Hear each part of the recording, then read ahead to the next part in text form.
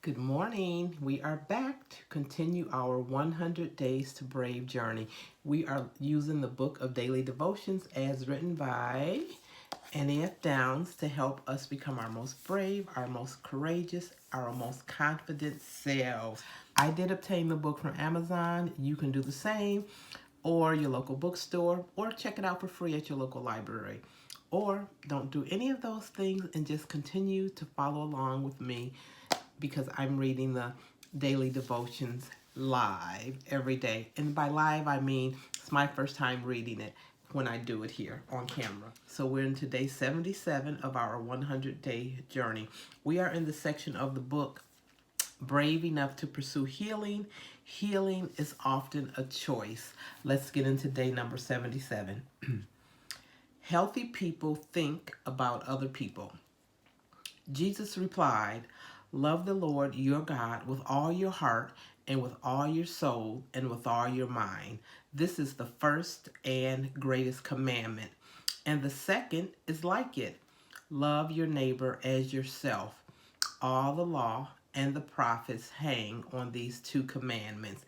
And that's Matthew 22, verses 37 through 40. In high school, my mind was full of evil whispers of how unlovely I was, how much I needed to change, and how God had messed up when He made me. I didn't know then that I could call those whispers lies, so I let them fester and grow until they were covering my soul.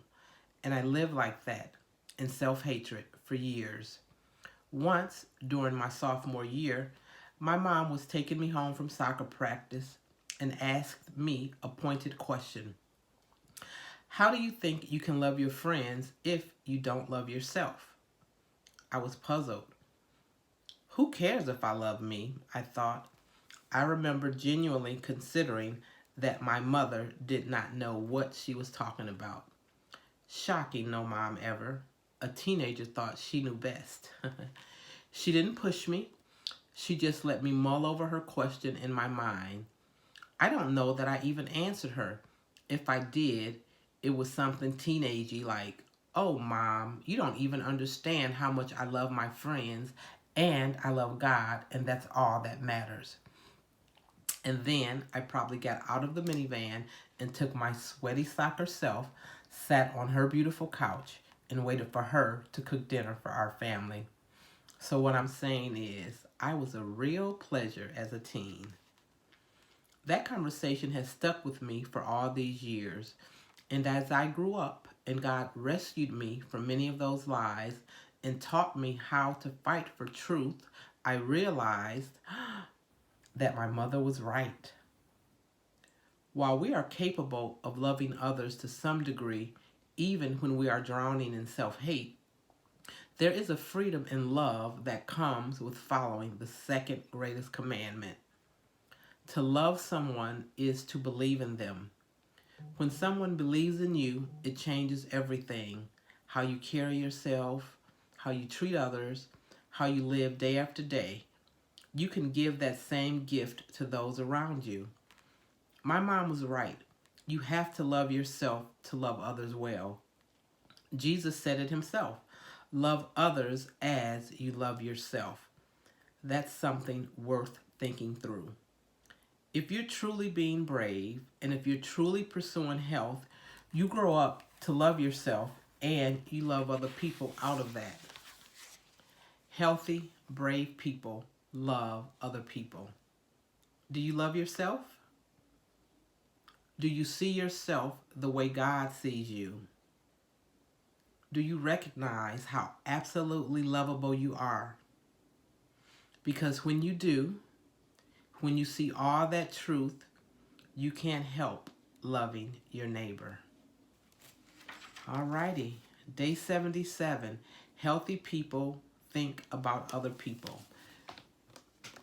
Our thought that's brought out in today's reading is you have to love yourself to love others well. You have to love yourself to love others well.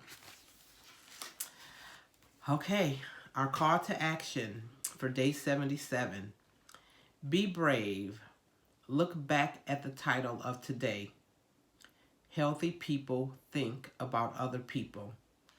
And it's because they love themselves first that they are able to love other people. Think about this and write about it today. Would your life and relationships look different if you live that truth? That to love others is an overflow of God's love to you and your love for yourself? Again, look back at the title of today. Healthy people think about other people. And it's because they love themselves first that they are able to love other people. Think about this and write about it today. Would your life and relationships look different if you live that truth? That to love others is an overflow of God's love to you and your love for yourself. All right, our call to action today definitely has some work for us to do, to think about, and some writing. Again, hopefully you have your journal where you're writing notes and participating in completing the calls to action. Would your life and relationships look different if you live that truth? That to love others is an overflow of God's love to you and your love for yourself. Alrighty, thanks for joining me on today's journey. I love the book. I love to cause to action. It definitely causes us to dig deep, look within, and again, it's helping us to become our most brave, our most courageous, our most self-confident, so that we can go on and embrace the path and the plan that God has for us. Thanks for joining me. Have a great day, folks. Peace.